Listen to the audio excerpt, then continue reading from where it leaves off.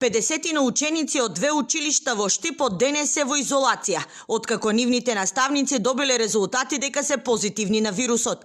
Со нив бројот на изолирани деца за само 24 часа достигна 80. Штипските епидемиолози предпоставуваат дека станува збор за британскиот сој, но засега немаат потврдна информација од Ману. Од вчера во изолација се и 2 групи од предшколска возраст. Занималните каде престојувале децата се заклучени, а извршени целосна дезинфекција од страна на Штипскиот центар за јавно здравје. Од градинките алармираат децата да се носат најдоцна до 8:30, во спротивно нема да бидат згрижени. Новонастанатата состојба будно ја следат и од кризниот штаб. Бројот на ново заразени го надминува скоро 3 пати повеќе бројот на ново оздравени.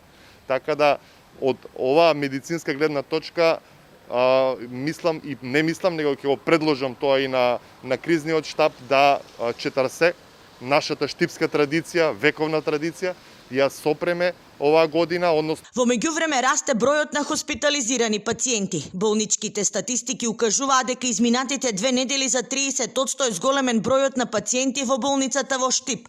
Во моментот се хоспитализирани 43 лица, од кои 1/3 се со потешка клиничка слика.